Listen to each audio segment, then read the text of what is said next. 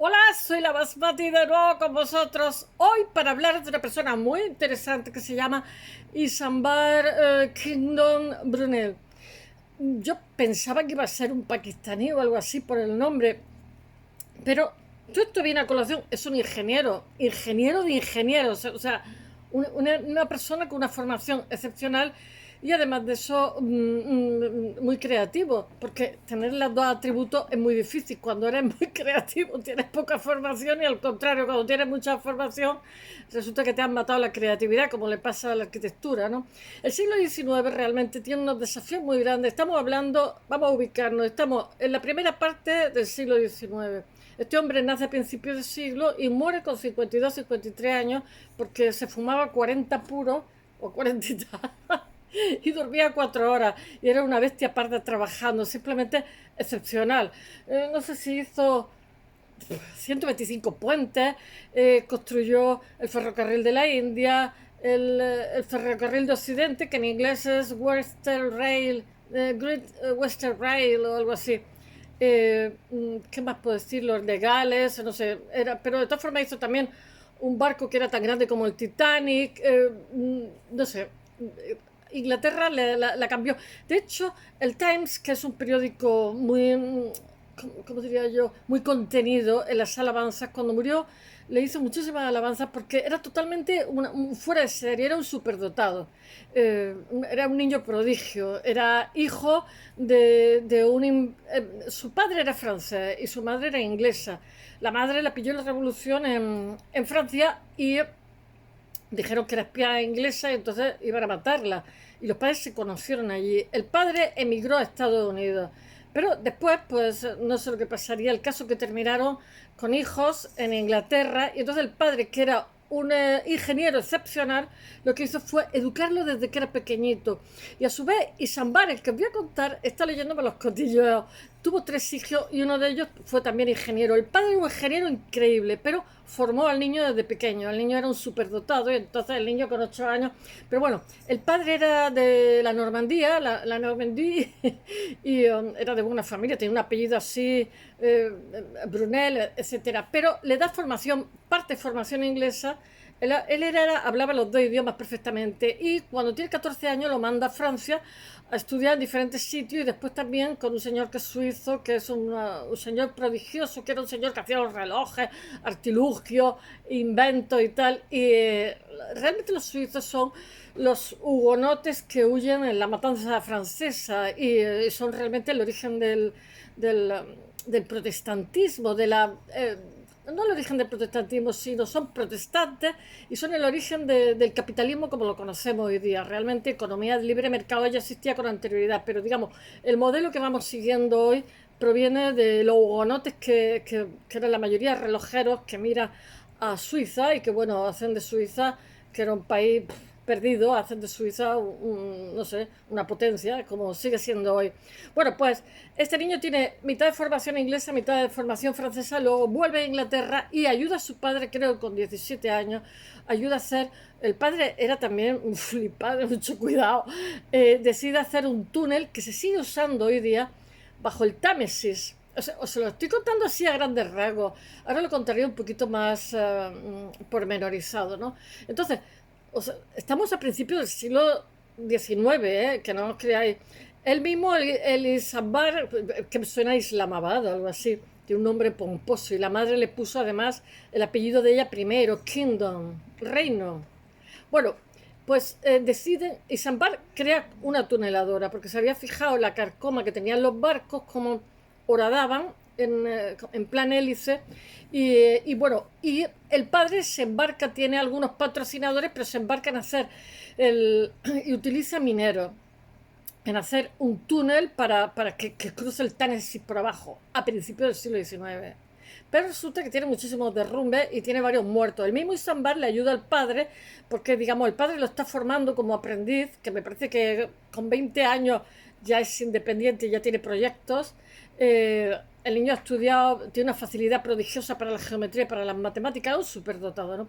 Y están haciendo el túnel y el mismo Isambar, digamos, le pilla un derrumbe queriendo salvar a un albañil porque había habido otro derrumbe y se queda malherido siendo muy jovencito y tiene que guardar reposo durante 6 o 7 meses. Bueno, el caso es que el padre, debido al túnel este del Támesis, no sé si se llama Thames Tunnel, eh, pues se queda endeudado y tiene que ir, los acreedores, tiene que ir a la cárcel y todo. Bueno, el caso es que el túnel lo hace a tramos, digamos, lo paraliza porque hay muerte, se deja, no hay dinero, se vuelve a hacer, etcétera, etcétera. Al final es una realidad usadísima que se sigue usando hoy día. Pero el hijo, aunque el padre era un ingeniero brillante, el hijo fue el no va más. El hijo era bajito, era pequeñito, llevaba un sombrero de copa y a puro. Se fumaba más de 40 puros y dormía 4 horas y trabajaba como un loco. Así, con 52 años, le dio un derrame cerebral. Pero ya tenía 3 niños y el tercero es también ingeniero. Ya con anterioridad está haciendo un truco de magia. Entonces, con una moneda de un penique se la traga y se le queda en la tráquea. Entonces, como eran ingenieros, no podían quitársela. Lo atan a un poste como Ulises y lo ponen al revés, se le cae la moneda. Yo digo, eran ingenieros hasta para solucionar los temas físicos. Bueno, voy a ver si lo cuento de forma un poquito más ordenada. No os podéis imaginar en 35 años que tuvo de profesionales hasta qué punto tiene un currículum abigarradísimo. Yo qué sé, hace tuneladoras, hace puentes y además de eso hace uno de los puentes que no me acuerdo cómo se llama, es un puente que tiene 250 metros de vano. Vano significa que está a 60 metros de altura. Entre, digamos, punto y punto hay 250 o 265 metros. Bueno, una barbaridad, ¿eh? Es el primero que lo hace y ese puente sigue en pie, ¿eh? Es una preciosidad, muy bonito. Tenía unos desafíos, hacía unos puentes, hizo también otro puente por el cual tenía 4 vías, podían pasar 4 trenes de forma simultánea. O sea, es que, ¿sabéis lo que pasa? Los ingenieros en el siglo XIX estaban los arquitectos, pero los arquitectos, cuando llega la revolución industrial, de pronto de la noche a la mañana, claro, había habido previamente una revolución agrícola, entonces se desplazan millones de personas en las ciudades porque debido a esa revolución agrícola, digamos, se racionaliza la tierra y entonces sobra gente, por decirlo, sobran manos, ¿no? Que no se quiso hacer, más o no la quiso hacer porque si hubiera sobrado gente hubieran sobrado cientos de millones, ¿no? No, en el momento pues que la mecanizas, etcétera, pues no necesitas tantísima mano de obra. Esa gente se fue a buscar una oportunidad en las ciudades, ese es el contexto espaciotemporal, eje sincrónico diacrónico. Se van a las ciudades y entonces en las ciudades pues se encuentran hacinados en terribles condiciones, trabajando por poquísimo dinero, y estamos en plena época del liberalismo, donde 4 se hacen ricos y el resto lo pasa fatal, incluido la ciudad, que tiene una especie de niebla permanente que la hace malsana. Estoy hablando de Londres. Bueno, pero todo esto viene a colación de que los arquitectos hasta entonces se habían dedicado a hacer las villas. Llevaban un maestro de obra que es el que solucionaba, digamos, la resistencia de materiales, los pesos y tal. Y ellos eran más artistas, porque la demanda que tenían era de gente rica que se quería hacer, digamos, tiene el suelo sentado, se quieren hacer un habitáculo, o bien a las afueras de la ciudad, o bien para vivir a diario, o bien, digamos, para... Entonces eran los arquitectos, digamos, los artistas que decidían la distribución espacial y llevaban su amanuense, gente con experiencia, albañiles con experiencia, que decían, aquí hay que tener cuidado, aquí hay que poner un arco, aquí no sé cuánto. Pero de pronto llega el siglo XIX con unos desafíos de ferrocarril, con el metal, yo qué sé, con las naves industriales, con las ciudades y tal, que se han de construir en poquísimo tiempo, y los arquitectos se encuentran con que no tienen formación para esas demandas de la sociedad tan urgentes, tan rápidas, y entonces los estudios de arquitectura tienen que adaptarse o morir. Y entonces, claro, ahora mismo los estudios de arquitectura pues tienen 3/4 partes, yo diría, que son de ingeniería, de resistencia a material, etcétera, etcétera. Y después una pequeña cantidad de dibujo, de lo que puede ser más artístico. Sí, los pobrecitos también pues tienen falta de formación artística. De hecho, los arquitectos más famosos pues son gente que no han hecho arquitectura, como Tadao Ando, etcétera. Porque es que con una carrera de entre 7 y 10 años te frían cualquier creatividad. Y después llega a los promotores a la calle, que encima lo que quieren es que simplemente firme y ellos deciden que se pone o que se quita, pues, y muchísima competencia. Bueno, y diciendo estas palabras, voy a ver si os cuento al Isambar, que es muy interesante. Y también recordar una cosa, después de la Segunda Guerra Mundial hay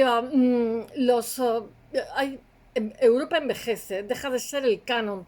Y también lo que ocurre es que la gente deja de tener, debido a los genocidios que había habido, deja de tener fe en la ideología, por montones de motivos. Y entonces lo que quieren simplemente es un lugar al sol.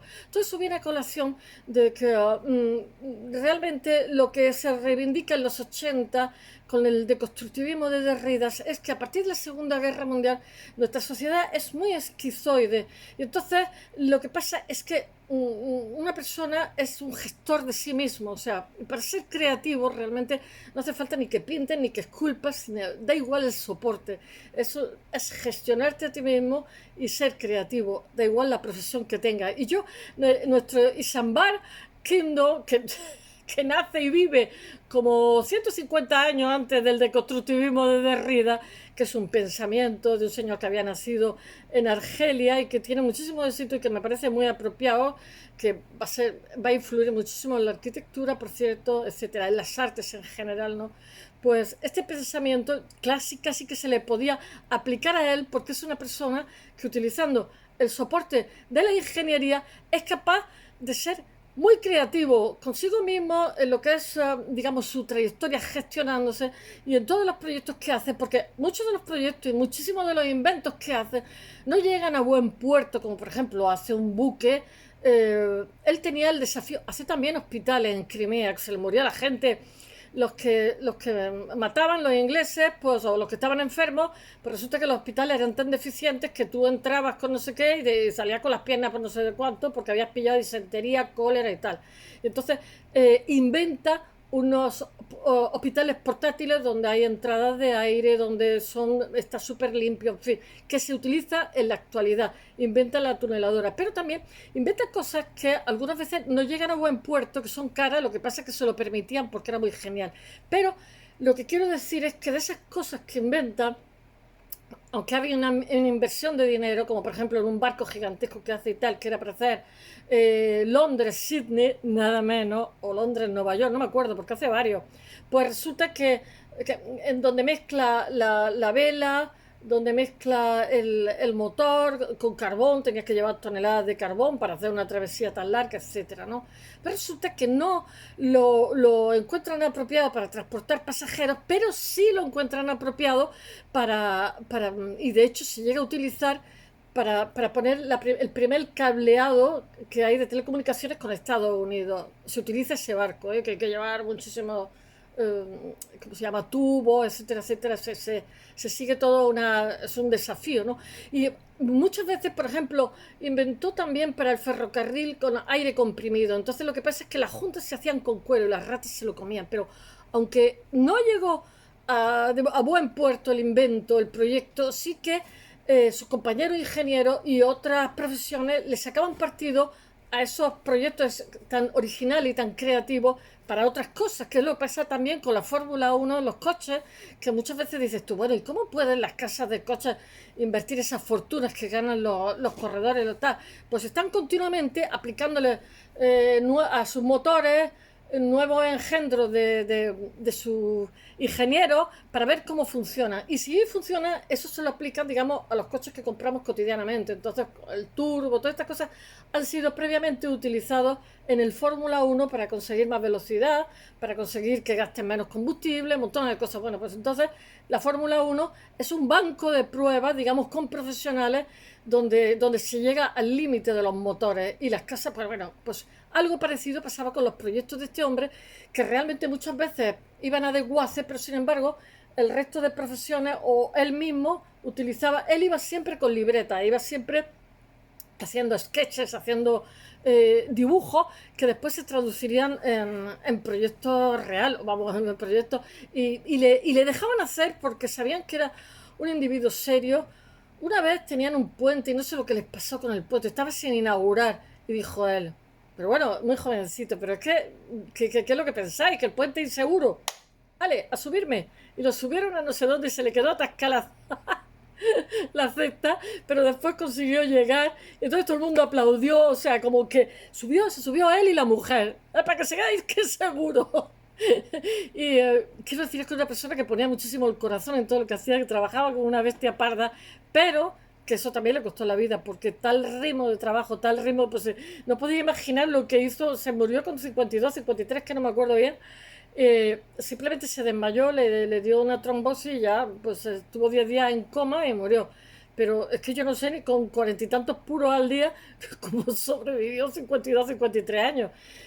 Una pena. Bueno, ya se lo cuento más organizado. Él era un Isambar era un niño, totalmente un niño prodigio, con un talento sencillamente excepcional para la matemática y la geometría. El padre era ingeniero y se dio cuenta del potencial que tenía y lo que hizo fue, digamos, moldearlo a gusto. Y él se dejó moldear porque le gustaba. Ya con 8 años tenía una lectura muy marciana para un niño tan pequeño. Él llega a crear una tuneladora y construye un puente colgante y un transatlántico para 4.000 personas. Hacia a lo grande. Se lo permitían, siempre tenía promotores porque era un éxito. Isambard Kingdom Brunel es el ingeniero más notable de su tiempo. Él nace en 1806 y muere en 1859, 53 años. Y uno de los más famosos de la historia. De hecho, es votado como el británico más célebre, la gente lo adora. Después de Churchill, como os he dicho. En 37 años de trabajo, pues diseña y construye 125 líneas de ferrocarril. No, construye 25 líneas de ferrocarril. De vez en cuando tengo que mirar la chuleta porque no os creáis que yo me lo sé todo, ¿eh?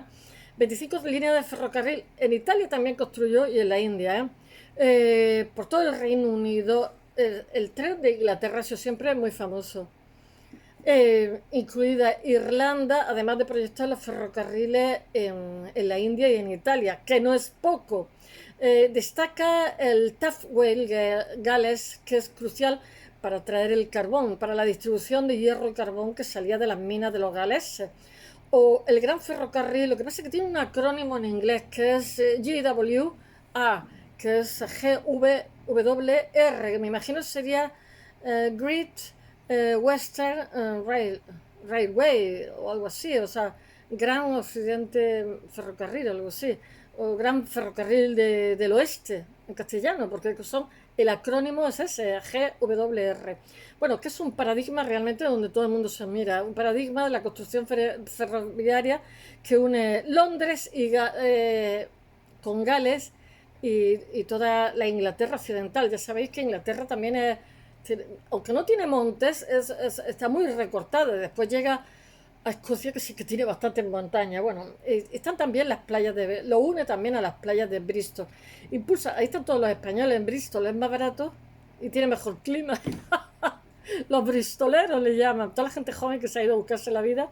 Bueno, impulsa también, él promociona el transporte público y el de mercancía. Él está convencido. Estamos a principios del siglo XIX. Él dice que tiene que llegar un momento en que te saques en Londres un billete y con ese billete llegas a Nueva York. O sea, que hagas transbordo de tren en los barcos que él también construye. Esa era la idea, o sea, una idea de modernidad que va a venir.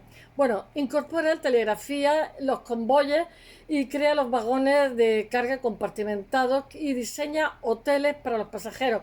Sí, me parece que en la línea de Brighton hay un hotel, como el Royal Hotel de Bath. Bath es al final era una zona romana, porque tenía aguas termales, por eso se llama Bath, 1846. Y el de la estación de Paddington, me suena al osito Paddington, en 1848, que se integra con una reforma como terminal londinense en los trenes del oeste, ¿no? En la Great Western Railway, no sé qué se llama. Es que mi inglés me churretoso tengo. Bueno, él construye 125 puentes ferroviarios, que no es poco, ¿eh? Y se suman a este currículum que tiene tan bestia. Sueña también con viajes sin escala, como os he dicho, de Londres a Nueva York, combinando el tren, porque en Alemania. América en este momento está como una moto también creciendo y él le deslumbra muchísimo y se mira en América, combinando, porque en América, ¿cómo diría yo? La ingeniería fue la que construyó el país, estamos en pleno siglo XIX, el país y los desafíos que tenía, porque aquello era un continente magno. Bueno, combina el tren y barco y delinea un ferrocarril de propulsión neumática, que es lo que he contado, que las ratas se comían las juntas que eran de cuero.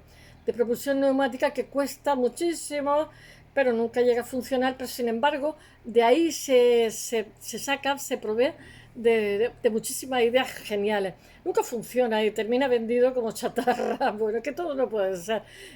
Después ves las películas y todo funciona, ¿no? Pero en la vida real pues hay acierto y unos cuantos errores.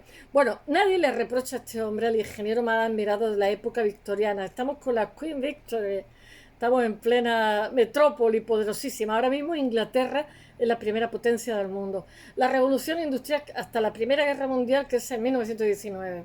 La revolución industrial cuenta con su talento, el talento de este ingeniero que es muy versátil y que lo lleva muy creativo a la construcción de túneles, estaciones de ferrocarril, puentes, barcos de vapor más grandes de su tiempo. En inglés llaman ingeniero civil, pero aquí en España sí que lo distinguiríamos, ¿eh?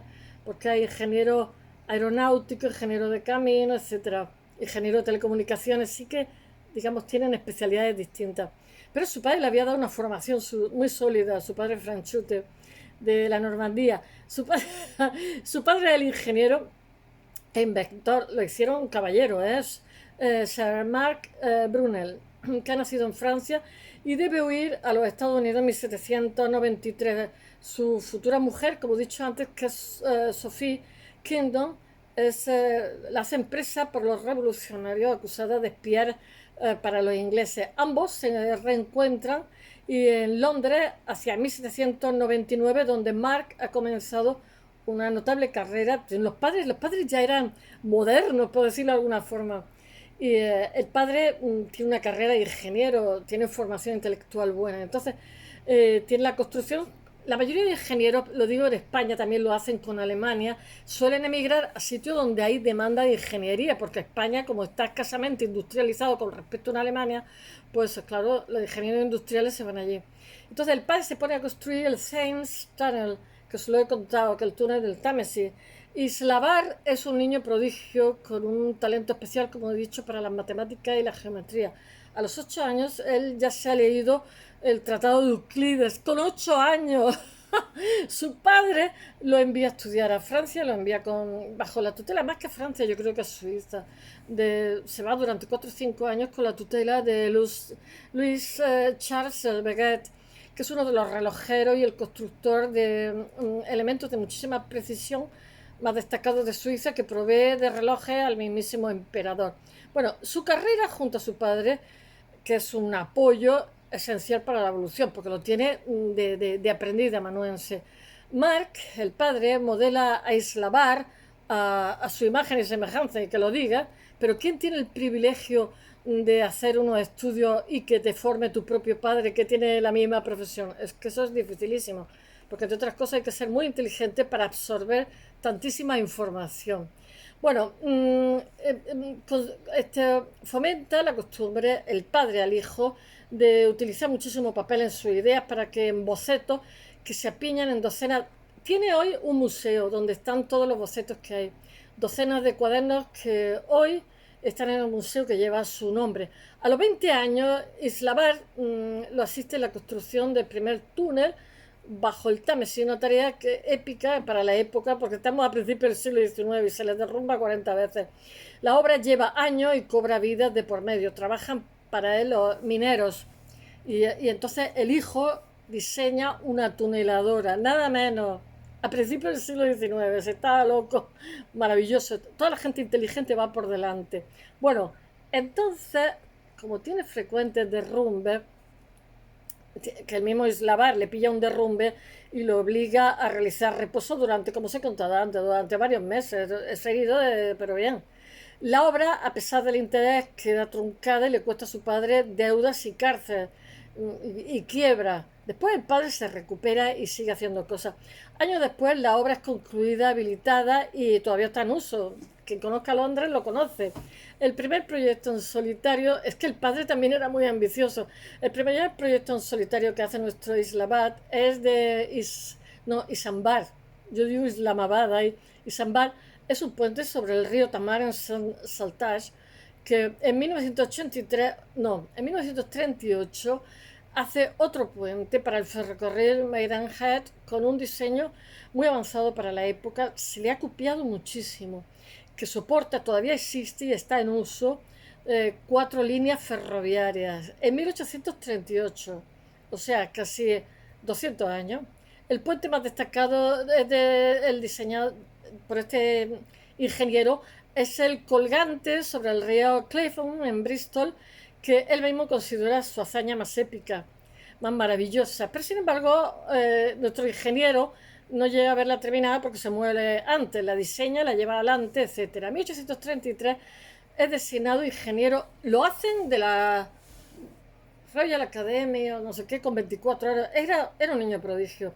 En 1833 es designado ingeniero jefe de los ferrocarriles del oeste, el Great Western Railway, que es la línea de ferrocarril que une Londres con Bristol, y desde un inicio Brunel sostiene, adelantándose a su tiempo, que en un futuro la gente se irá de Londres a Nueva York con un solo billete. Con un solo billete. Ya tiene en su cabeza unir las dos ciudades mediante un transatlántico. La idea de, de este ferrocarril, de la SS Great Western, ya se está gestando. Bueno, volviendo a su proyecto ferroviario, que incluye el túnel más largo de su tiempo, llamado Box, que es una versión difundida en vida de Islabar, no de Isambar, sostiene que su disposición es la que tal que el sol ilumina todo el trayecto solo en el día del cumpleaños del ingeniero. O sea, lo hace de tal manera que tenga luz natural. Mientras se está construyendo, el ferrocarril tuvo la idea de hacer circular un tren impulsado con bombas de vacío. Ese es el que se come la rata, el cuero que os he contado, que aspira el aire conectado a dos pistones fijos de aire comprimido. O sea, lo que le faltaba era tecnología para la Junta en los trenes, pero de sus cosas fallidas sacaba también cosas interesantes. Bueno, porque eran todas pues muy punteras. El proyecto, como muchos ideados y realizados por Brummel, es un fracaso, ya que para hacer la Junta los tubos deben de utilizarse cuero y se lo comen las ratas. Bueno, con lo cual se pierde el vacío. Estamos hablando de aire comprimido. Desde el inicio, Brummel está interesado en diseñar grandes naves que sean propulsadas por vapor. Estamos hablando de barcos, ¿eh? La primera de ellas es el SS Great Western, que es el barco más grande del mundo de su tiempo. Poco después diseña el SS Great Britain, en el caso de casco, que hace ya un casco de hierro y a hélice, que también es el barco de mayor tamaño de su tiempo. No creáis que era mucho más pequeño que el Titanic, ¿eh? Superándose a sí mismo, crea el Grand Eastern, que es una nave provista de hélice y dos ruedas de 211 metros de largo, con la capacidad para 4.000 pasajeros. Y el Titanic medía 269 y este 211, no creáis que un poquito más. El Queen Mary medía 311. Bueno, cada uno puede transportar 3.000 pasajeros, pero sin embargo la concepción más revolucionaria era lograr que este barco pudiese unir Londres con Sydney, nada menos. Ya no estamos ni en Nueva York, ya nos vamos a Sydney, y volver a la capital de Inglaterra llevando el carbón necesario para alimentar sus calderas para el viaje de ida como el de vuelta. Total, que la nave no continuó funcionando como barco de pasajeros, sino que fue destinada, como he dicho, a tender el primer cable de tráfico transoceánico. O sea que le buscaron otra utilidad y sirvió estupendamente. Y como si todo esto hubiera sido poco, no hubiera sido suficiente para alcanzar la cuota de inmortalidad, pues este hombre, durante la guerra de Crimea, pues le encargan un hospital, y lo hace, ¿eh? Porque todo lo que hacía él se entregaba a tope, y está prefabricado junto, me parece que lleva 16 barcos del hospital, justo cuando Florence Nightingale está revolucionando la medicina con sus nuevos cuidados a los enfermos. O sea, pasó, cuando hizo este hospital de 1.500 se le morían 10 personas, y cuando no tenían el hospital se morían casi todos. Bueno, y si de salud hablamos, la de Isambard Brunel era frágil por su adicción al tabaco. fumaba más de 40 puros al día. Bueno, su cigarro y su sombrero de copa era chiquitito, ¿eh? Se convirtieron, me parece que se ponía alzas así disimuladas, se convirtieron en el emblema personal de este hombre, el ingeniero más famoso de su tiempo. Muere de un derrame cerebral, se desmayó el 15 de septiembre, pero es que dormía 4 horas y trabajaba como una bestia parda, de 1859, y su cuerpo es enterrado cerca del de su padre, que es un cementerio nuevo que se llama el de Kensal Green, que es la forma más elegante de llegar al cielo, les dijo el Times, de acceder al cielo. Aunque este hombre ya merece acceder al paraíso para algunos de los dispositivos mecánicos que diseña, porque han tenido muchísima repercusión durante y después. Espero que os haya gustado y hasta mañana.